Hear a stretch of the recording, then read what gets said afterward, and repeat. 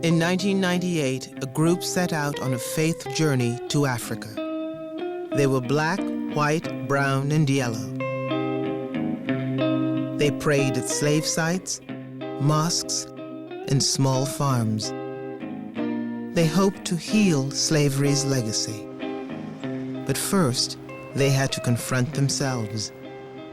Would faith alone be enough to get them through?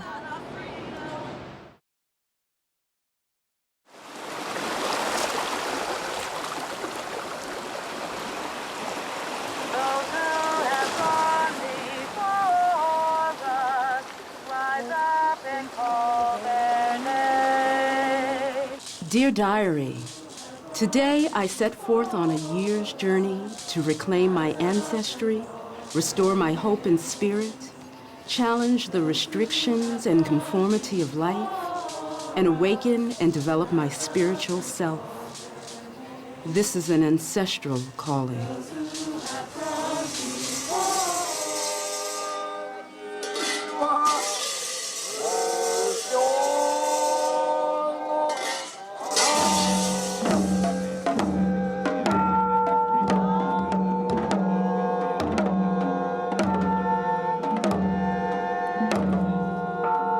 Opening ceremonies was probably one of the most beautiful events ever. The pagoda never looked more regal and beautiful, and everything was decorated so beautifully. To have hundreds of people kind of set up in front of this huge spherical structure dedicated to peace, you know, with the Buddhist monks and their altar set up in front with the reds and the golds.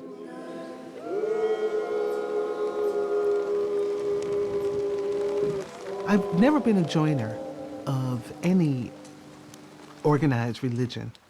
And I came to Buddhism after meeting Sister Clare and Katashoni, my two teachers, and visiting the Peace Pagoda and looking at what this order stands for and how it is not judgmental, how it celebrates and honors every religion, how it honors and celebrates humanity. I got such a sense of respect, and as an African American, that means a lot. Ingrid Askew was like many other African Americans at the end of the 20th century who found themselves at a spiritual crossroads. They searched for meaning to their lives and for new forms of spiritual expression. Some returned to traditional African religions. Many joined the ever-increasing numbers at the mosque, and even more squeezed into pews at mega churches around the country. Praise the Lord. We are searching for meaning. That's why we have all those different expressions of faith, spirituality. We grow up with TV and with movies and with a world that is global at our fingertip. The internet and all that. It's not easy to navigate yourself through that world. And a simple affirmation of traditional faith is not sufficient to help people to cope with the complexities of the world in which they live. Those, like Ingrid, looked for alternative ways to express their faith. In the spring of 1993, Ingrid met with Sister Clare Carter, her Buddhist teacher, to discuss organizing a pilgrimage that would use their Buddhist tradition. The name of this order is Nipponzan Myohoji. It originated in Japan. The basic practice of this order is walking and beating a prayer drum and chanting this prayer, Namo Myoho Renge Kyo, anywhere in the world for peace.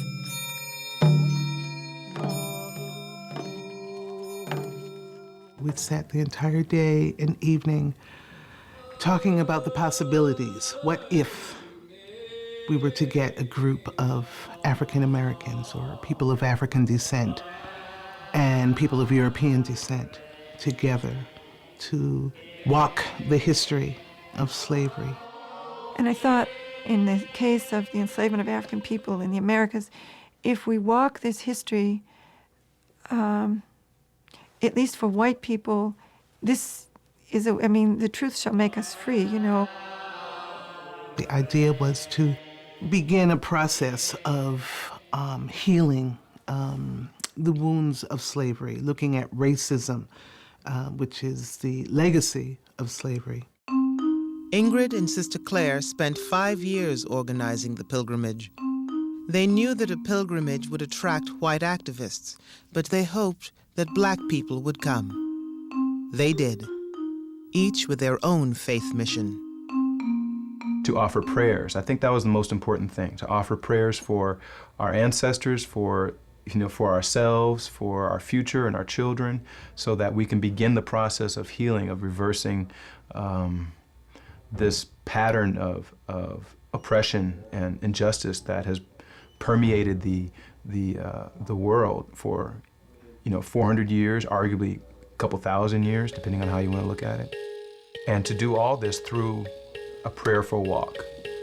What fascinated me was the fact that the journey was focused on healing, that it was going to look at the story of African people in terms of their enslavement and the wounds that they had suffered both during slavery and after, the legacy of this history, racism, oppression, and the pain that many of us African Americans still hold to today. And I felt very much a part of that experience and needing to go through that kind of recovery and healing work.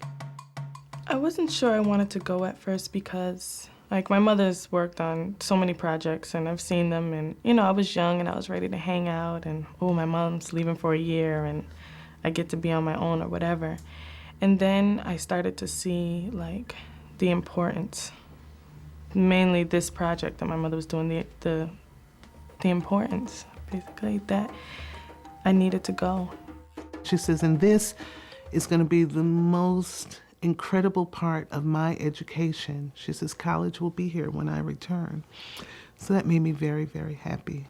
I thought it was going to be a fun trip. I was going to travel and, take on the world type thing. But the world took me on. On May 30th, 1998, at the opening ceremony in Leverett, Massachusetts, those gathered were black, white, brown, and yellow. They were teachers and artists, while others were students and businessmen. They were Buddhist, Catholic, and Baptist, as diverse as America, committed to the journey from Massachusetts to the African continent. Bound together by a single spiritual mission, they vowed to retrace the tragic history of slavery and to pray for the souls of the ancestors in hopes of beginning a healing. And this is as much about transformation on the inside as it is on the outside, but we know they go hand in hand. So I simply say to the marchers, when you march, you're marching not just for many millions gone, but you're marching for children's unborn. It's for the future, because we're connecting this past, present, and this future by trying to keep track of the unjustified suffering and the unnecessary misery.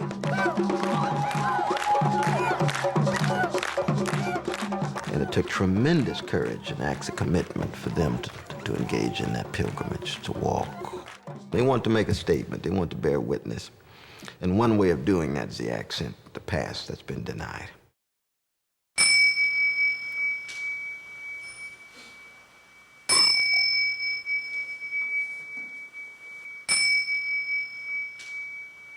We would wake up around 6 a.m. An altar was set up, generally in the front of the sleep space. And before the altar would be set the group of monks who were leading this walk, with the elder monk in the center. And the monks would begin every morning at 6 a.m. chanting Nam Myoho Renge Kyo. and beating the drum in rhythm to that chant. And they would chant for 20 to 30 minutes to start off the morning.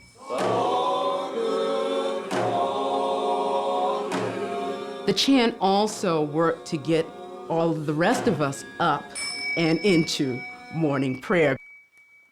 And so you could tell when like folks were like really chilling, like a long while, because those monks would get real fervent. They would be banging them drums real hard, and the chants would grow and grow and grow. And it's like, okay, y'all need to get up and get into this prayer.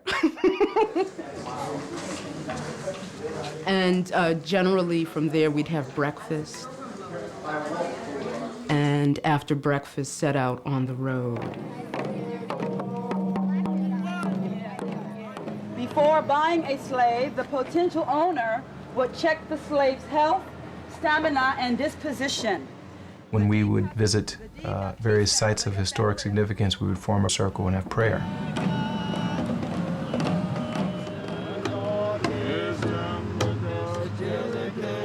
The Buddhists would do their prayer. People would contribute in individual prayers, songs, what have you.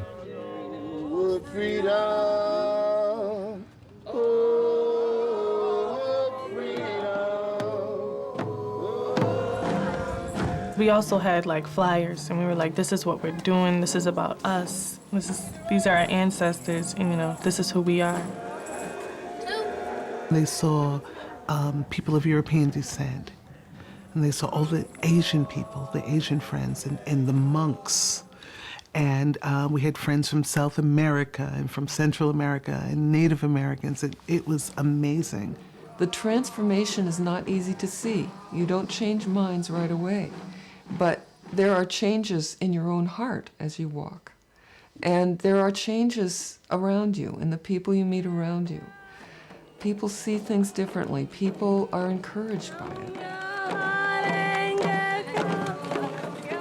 About 40 people set out on the journey. Along the way, their numbers rose and fell, but the core group continued. They walked 15 to 25 miles a day.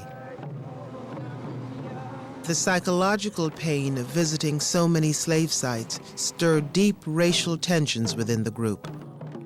Just imagine living with, 75 people. We sleep together, we go to the bathroom together, we shower together, we do everything together. And within that, my first week, it had started to set in. Everyone's little, issues that they had, that they all brought, or that we all brought with us. This is heavy stuff. Believe me, it's heavy. And if we haven't got our own stuff together, then the whole group is just shot. It's gone. There were people who, very blatantly, were asking other European Americans, other white folks, why are you here? Really, why are you here? This is about Africans. This is about African ancestry. This is about history of slavery. Why are you here? Well, in some ways, I thought it was less important for white people to go than for black people to go, because the history is more painful and because I knew that white people would get in the way of black people exploring their history. But at the same time, I think the biggest difficulty in dealing with racism in this country and healing the legacy of slavery, the biggest difficulty is that white folks don't get involved with it. It was like a roller coaster ride sometimes. It really, really was. And, 1 minute we're embracing each other at a site of suffering, and the next morning, I don't want you to come near me. We would have these caucuses. There was the Black Caucus, the White Caucus, and, then we would have these group meetings that went on for hours. We talked a lot about the role of white people on this pilgrimage as far as, what you're here for, and about white people really acknowledging... we discussed issues of race and racism, and there was just a lot of clashes. And I don't know if it had, I do know. I was gonna say I don't know if it had so much to do with ethnicity and race, but I take that back, it did. Dear Diary, our circles challenge us to meet one another eye to eye, face to face, to listen with our ears and open our hearts.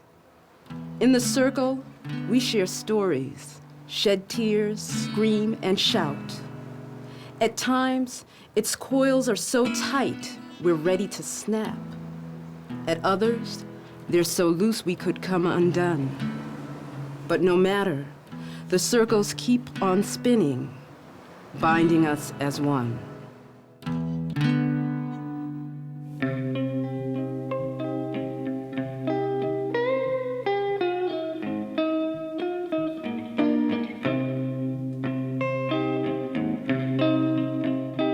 The small group of African Americans felt compelled to bind together when they reached New York's financial district.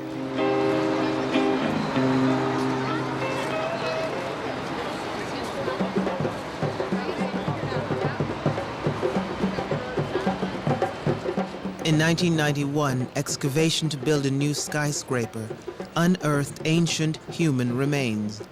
Experts discovered the land had been the site of an African burial ground.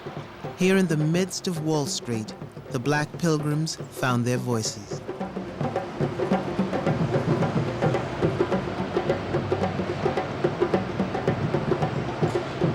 lot of times people say, oh, the slaves this and the slaves that. And I often ask them, who are you talking about when you say the slave? Because in this country, we automatically assume we're talking about what group of people?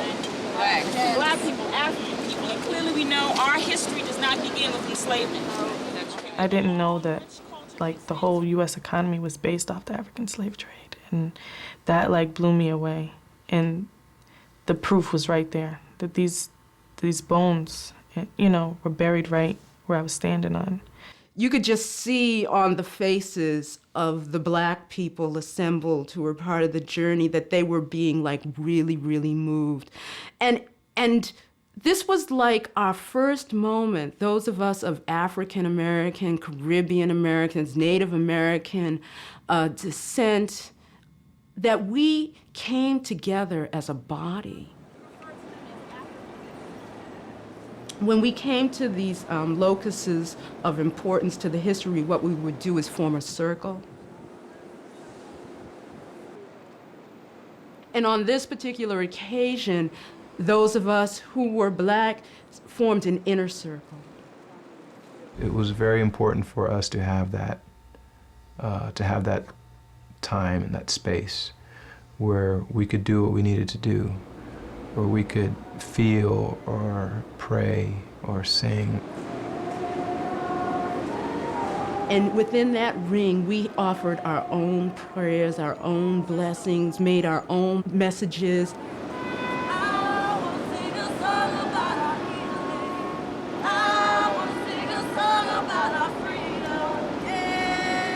Let forth our own shouts, screams, cries, and wails.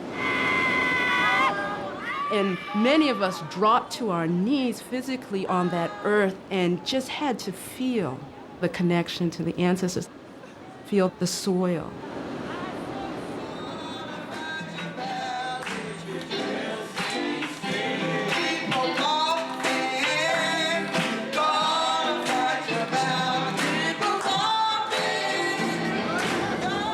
Within like the next 15 or 20 minutes, we were walking across the Brooklyn Bridge. It was something about coming out of that African burial ground and having that really cathartic experience of letting go and shedding tears, really crying out for this history. We were no longer kind of background material. Now, black people were in the leadership of this journey.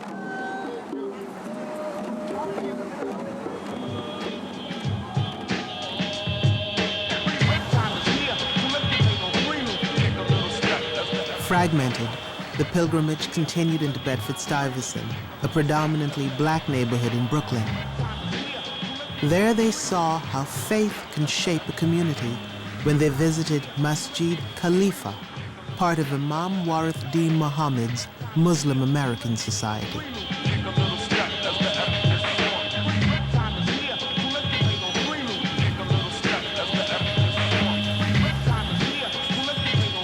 When I heard that they was coming and I heard what it was about, I welcomed it. I just thought it was excellent. We as faith-based people who say they believe in God, we need to come together on more issues and concerns like that. Bismillahirrahmanirrahim. Alhamdulillahi Rabbil Alameen. Ar-Rahmanir-Rahim. Maliki Yawmiddin. Iyyaka na'budu wa iyyaka nasta'in. Ihdina as-siratal mustaqim. Siratal ladhina an'amta alayhim. غير المغضوب عليهم ولا الضالين.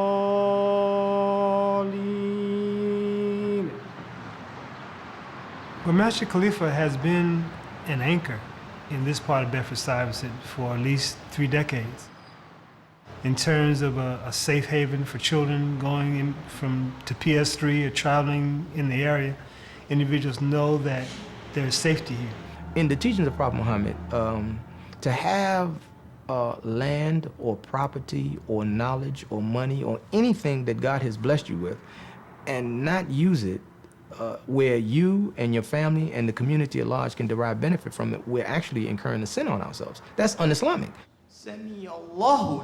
And that's sort of the teachings I was giving the people. Allahu Akbar. Allahu Akbar.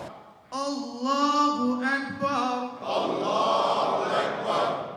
Allahu Akbar. Allahu Akbar. Allahu Akbar. The spiritual leader, his warmth affected me, and there was something about the integrity, the purity of his spirit. And you could feel that he was so connected with the community. This is what I would suggest. I would make sure that he cut the time down, because following the traditions of Prophet Muhammad, one of the first things that he done once he started to build an actual society, an Islamic society. Make a dot right where it says 40. After the mosque was a school. And Prophet Muhammad encouraged all of his followers to become literate. We do not believe in 2 gods or more gods, and we do not believe in idols. We believe in all the divine attributes of Allah. Allah says, "Say He Allah, the one and only. Allah, the eternal absolute." Dear divine creation, I am greatly thankful for this day. Once again, the wonder of your shadow and light play upon my mind's eye and delight my heart. I am attempting to follow the path that you have laid out for me. And as your child, I cannot help but recite my favorite song. Now faith is the substance of things hoped for, the evidence of things not seen. Hebrews chapter 11, verse 1. These classrooms were ideas, were hopes and dreams and aspirations that have become real and established. Along with the elementary school, members at Masjid Khalifa practiced the teachings of the Quran by helping young men find their way in the world. See y'all later, you heard? In '96, I got into some trouble and I got locked up. I went to prison. So one day, this brother, we just talk about how, like, what we're gonna do when we go home, things like that. And then we just talk about Islam. And he was just telling me how it just changed his life. You know, it made him a better person, and I seen it in him. You know, he was a good brother. He was telling me about this masjid.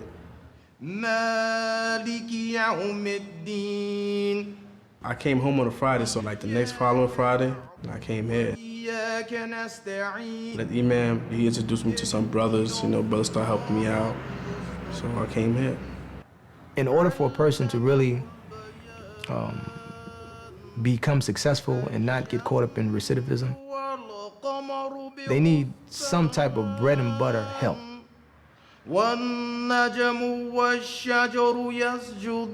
First thing, he hooked me up with the job. He always tell me to stay focused. You know, just stay strong, stay focused. And that's what I'm doing, trying to do now, stay focused. It's like Islam made me stronger. Islam made me wake up. Prayers and the peace upon Muhammad. I like to thank God that I woke up. Because if I didn't, no telling where I'd be right now. No telling. And still, it doesn't reach us where we need to be reached to expose us to what God wants for us. Islam has, an important role in Africa, and it has an important role here. And so it was really good to be at that mosque and to share in their prayers for our journey. Allahu Akbar. Allahu Akbar. Bismillahir Rahmanir Rahim. Wal Asr. Inna al-insana lafi khusr. Illa alladhina amanu.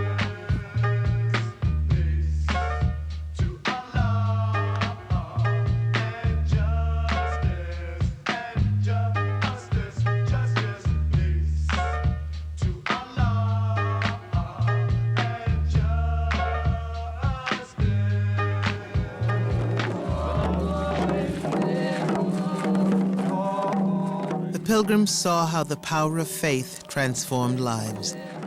As they continued south, the pilgrims realized having faith in their own mission could transform their lives too. To be able to actually place your feet in the footsteps of the ancestors, to touch the ground that they walked on, the ground, the earth, the soil that they worked.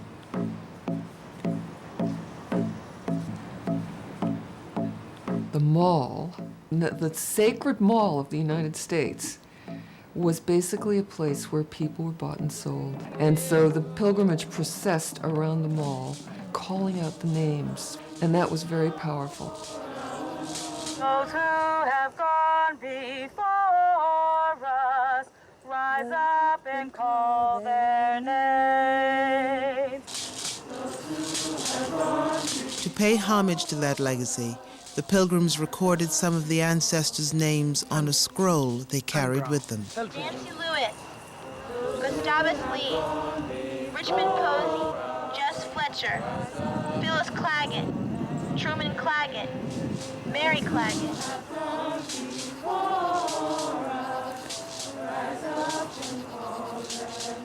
Obviously opened my eyes to a lot of realities about the ways in which oppression is pervasive throughout the globe. But it also transformed me in showing me how beautiful the human spirit can be.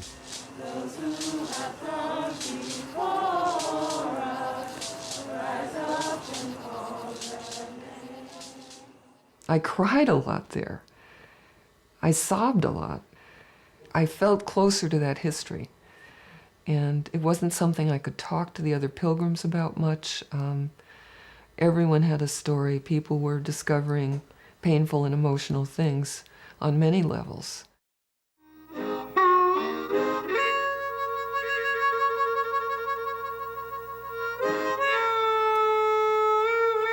With each step, the history became more personal. 4 months into the journey, the cohesion of the group eroded. Now, individually, the pilgrims searched their own souls and faced their spiritual wounds.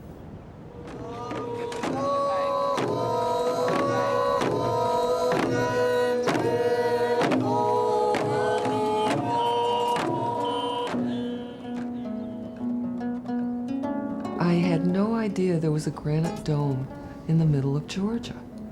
But it's rock, slab granite. It had been a sacred place to Native people. All the tribes in the region had had their ceremonies there. It was an intertribal, interfaith spot for people well before Columbus or anyone else. And then when those people were driven out, the southern whites took it over. And it became a center for the Confederacy, and then we had learned it became a center for the Klan after the Civil War, and that there were atrocities there. To recall all the pain that we were born with, and and think about like what our parents went through and our grandparents went through. To know that my grandfather was a sharecropper, and to know that he was from Georgia, and I can't even imagine. And how many cousins of mine were lynched, and just to think about that. And I had never thought about that before. People just kind of went off in their own directions and felt the spirit of the place in their different ways. It was all this pain from our personal selves that was starting to surface because of the things that we were witnessing. So it wasn't the physical exhaustion after New York that starts to wear, but it's the emotional exhaustion. It's the exhaustion of looking at this past, looking at what Black people have suffered, the lynchings, the enslavement, the disrespect. There were the people who honestly wanted to confront the racism that they had. There were people who were just like in total denial. And there were people who were like totally ready to confront it and to deal with it. And the people who were in denial fell off after a while. And the people who were honestly ready to confront made it to the end,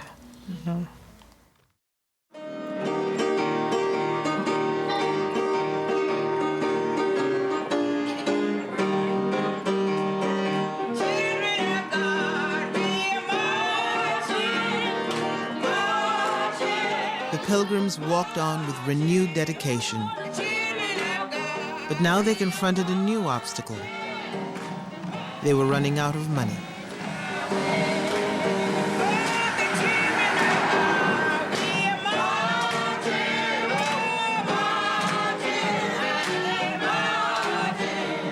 They stopped to rest at the Federation of Southern Cooperatives, an organization that had hosted many a weary traveler. Here, they learned that since slavery, Black farmers survived on little money and a lot of faith. Slavery's still here. It's just so deep down, hidden. These Black folks in these woods, it's the bottom, and this is where we're at, on the bottom. We can go back long years in the sharecropping business. We was young. There was 15 of us, sisters and brothers. We growed up crops, sharecropping. We made 39 bales of cotton, and he advanced us like $30 a month for 15 kids. And at the end of the year, they took the cotton and said if us had to make one more bale, us would paid out. I ain't never been able to figure that out yet. How 39 bales of cotton wouldn't pay $110, then us get money out of it. The legacy of slavery lives on in the sharecropping system. No matter how much the farmer yields, he's forever indebted to the landowner. But with a spirit of determination and a love for the soil, Reverend Ellister Charleston eventually leased land and continued farming. We're gonna plant some of it because we don't want it all to come off at one time. We'll plant some these first 2 weeks, and then we'll wait. That's his life. He loved doing that. That was one of the things that brought us together. He would help me to see the beauty in the plant growing and the health in eating off the farm. And he would show me that that's the way God had planned for us to make a living, in the first place. That was God's plan. And Ellister have a way of relating the farm to the Word of God that is just amazing, magnificent the way he can do that. He can just show you God's plan, and everything that grows and lives, he can show you that it's in God's plan.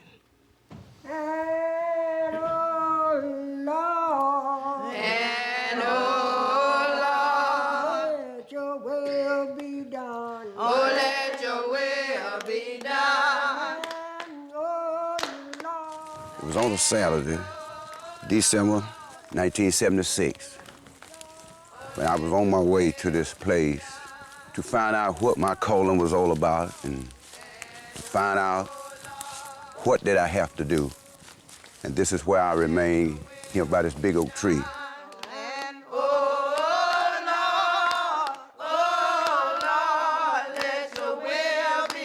I said, Lord, what is you want me to do? He said, preach my word. I said, Lord, I'm not prepared for that. I don't have what I need to preach your word. He said, but I will teach you that. And I bowed down on my knees, and when I looked, the cloud was so dark, it looked as midnight, and I couldn't even see my hand before my face. And then when I looked up, I said, Lord, I don't know what I need to do. He said, preach the word. When I looked up, no darkness. All was daylight and the sun shining so bright. Every day my life, let your will be done. Oh, let your will be done. Let me take my life. And every day my life. Backbone say yes, I told the body, ain't God all right? Real bone say, oh brother, don't forget about me, cause I shield and protect the heart and the lungs. Yes. Ain't God all right? Look at my plant, growing green and beautiful. One day, oh, you all gonna be all right. Ain't God all right? And ever since then, I've been preaching, teaching, living it, and it's beautiful. It's beautiful. Ooh, I wish you could feel what I feel. I just wish y'all could feel what I feel. Amen. God bless you all. It's been good. For more than 20 years, he's preached the gospel. Through his ministry and his work with the Federation, Reverend Charleston teaches black farmers how to keep their land. If you ever crop to come on in, we need it. It's important in this story to know that at the turn of the century, 1920 was the high point of black land ownership in this country. There were about 1 million black people engaged in agriculture, and they owned 15 million acres of land. By 1960, that had declined to about 200,000 people and 6 million acres. And by the 1990s, it had declined to under 20,000 people and less than 2.5 million acres. And the Federation would say that black people are losing 1,000 acres a day, even still today, in many communities across the South. I feel like I come this far by faith. Faith is my evidence of the thing that I hope for, the evidence of the thing that not seen. But by faith, I kept working them. Dear Diary, I need these words. I need this remembrance of inconceivable strife to help me down this unbending highway scorched by the midday sun. I need these tales of hundreds of years of systematic oppression against millions of black bodies. I need these sad work songs to lift me up on my feet and raise my spirit so that I may walk another mile in honor of my heritage and in support of myself. Jesus told the disciples, show me your faith. My faith in the farm business. I show what my hands can do by what I think. And that give me the inner strength to learn, to enjoy, to love what I'm doing. And farm is something I do love every day.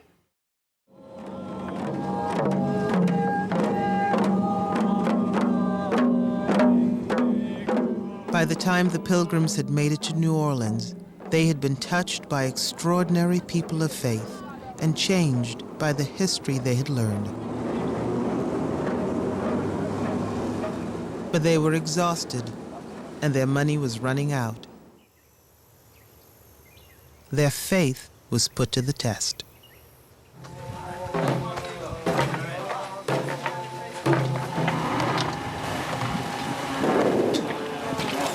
So we traveled through Cuba and Jamaica and Haiti. Where are you? In Port-au-Prince, Haiti. It's about 5:45 in the morning. We should be leaving today, hopefully.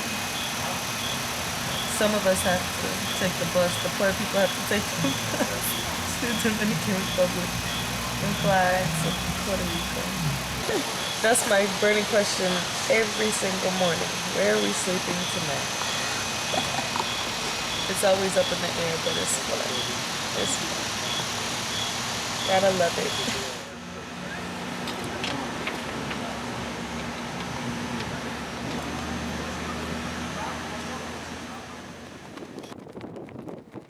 Once we left the United States, our energy, our resources, our spirit was not winding down, but becoming, in a sense, kind of depleted. We've already incurred additional expenses, feeding the group, trying to house the group, transportation back and forth. We're on a limited budget. We don't have any more money. We're out of money. There was no money in the pilgrimage coffers.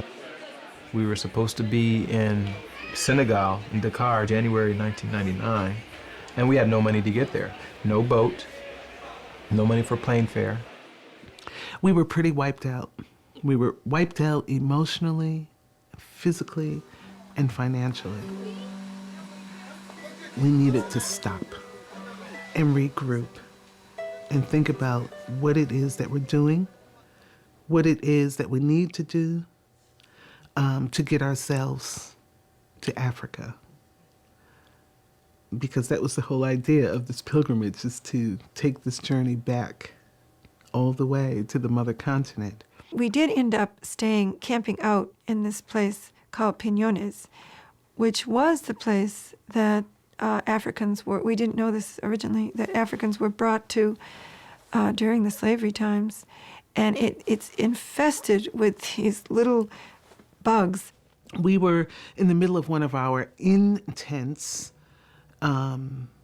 meetings with the pilgrimage, and the meeting was not going well, and we had been there for about 5 hours, sitting outside, being eaten alive by these little tiny bugs in Puerto Rico.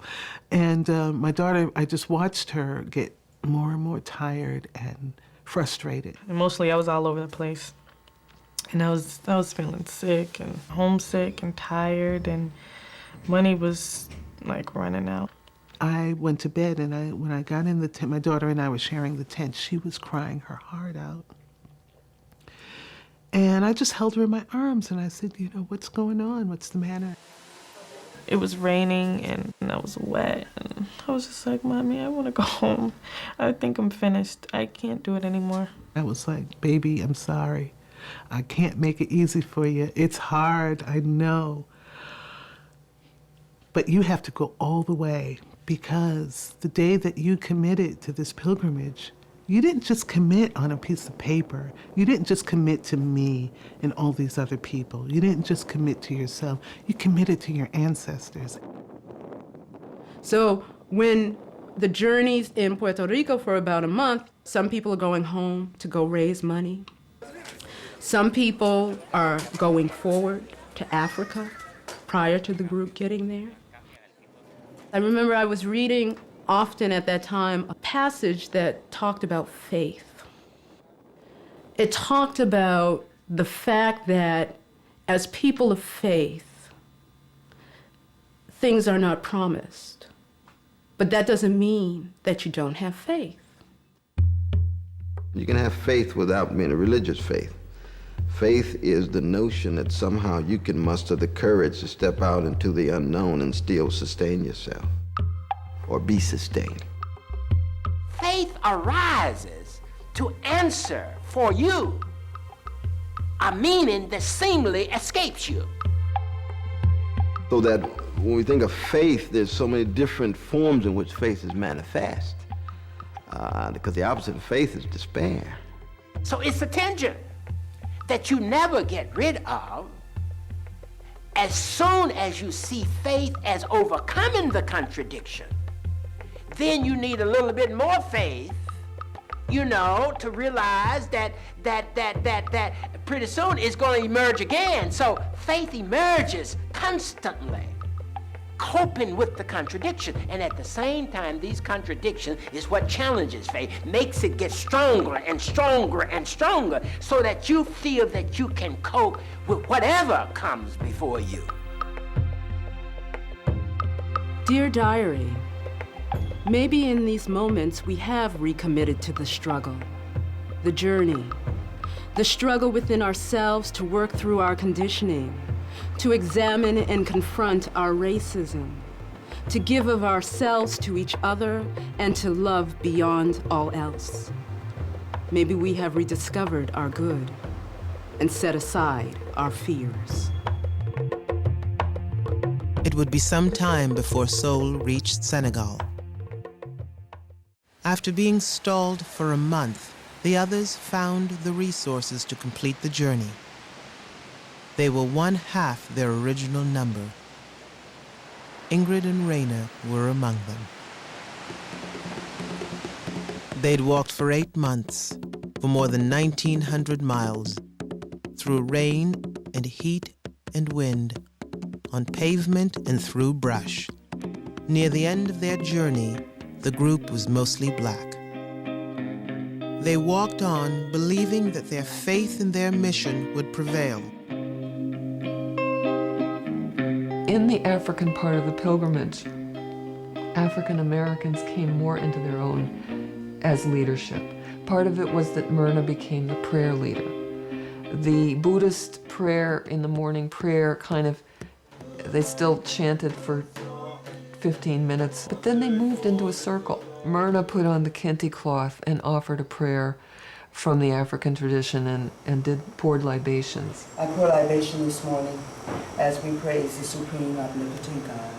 The spiritual balance and the spiritual energy of the pilgrimage had changed dramatically and become more Afrocentric. As they reached the island of Gorée off the coast of Senegal, the racial issues between blacks and whites remained unresolved. But their hearts were full with the ancient faith that has sustained black people since the days of slavery. A faith that knows no race, no creed, no color. The faith of the human spirit. Faith does not just come out of the sky. Faith emerges in the context of a people struggling to find meaning in life. So faith is not a set of doctrines. Faith is a search for meaning. At the island of Gorée, the pilgrims circled the slave house, each wondering how this journey might end. Ingrid had been working to make this ceremony at Gorée, and it had really been in Ingrid's heart from long, long before. While they were doing the walk, I was inside the slave house creating a sacred space. And I'm waiting for the pilgrims to come. And I could hear the voices getting closer, coming back towards the slave house. The front door was unexpectedly locked.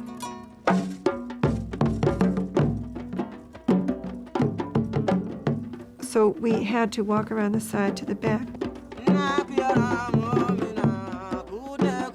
When we got to the back of this slave house, it was this power just started coming from everywhere. And so I went to the door of no return and I looked outside.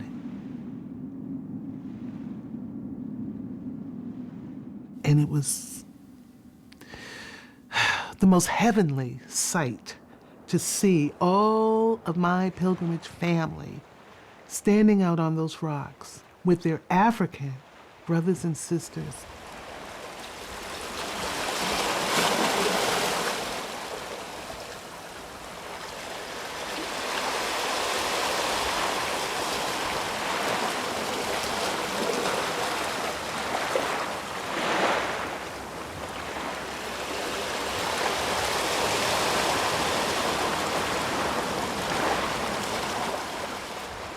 to look up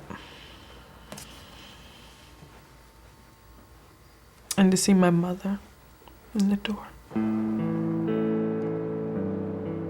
I just climbed up and she just hugged me. And we all, one by one, went back through, bringing back with us the prayers and symbolically bringing back our ancestors with us to the places which we were taken. And we just celebrated the entire evening until it was pitch black. We read the names from the scroll. Elizabeth Williams. We called those names because we promised that we would call those names in African atmosphere. Eldridge Roundtree. And these were African ancestors as well as European ancestors. Mrs. Cleveland, Estelle Biggs Towards Wright. the end, I remember my mother saying, you know, is there anyone else who would like to offer a prayer? You know, at this time, just step forward. And at that moment, the lights on the island went out. And we all just stayed silent. And we said, no, that's the ancestors talking to us. They're saying no. And I really believe they were saying, job well done. We don't need to say any more.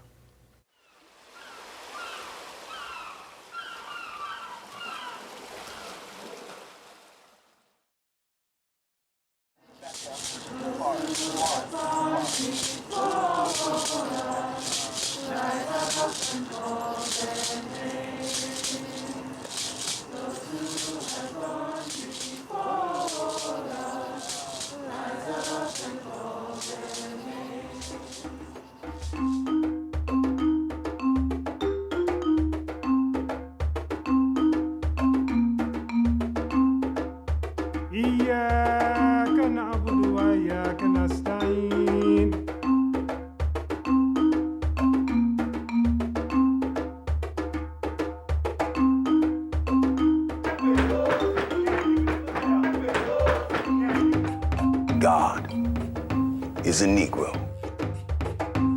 If you see my Savior, tell him that you saw me. When you saw me, I was on my way. We as a people will get to the promised land.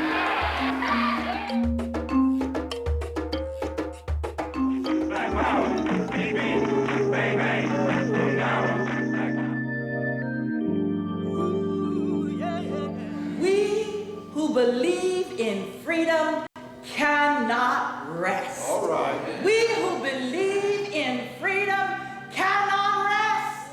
Right. We who believe in freedom cannot rest until it comes. Yeah.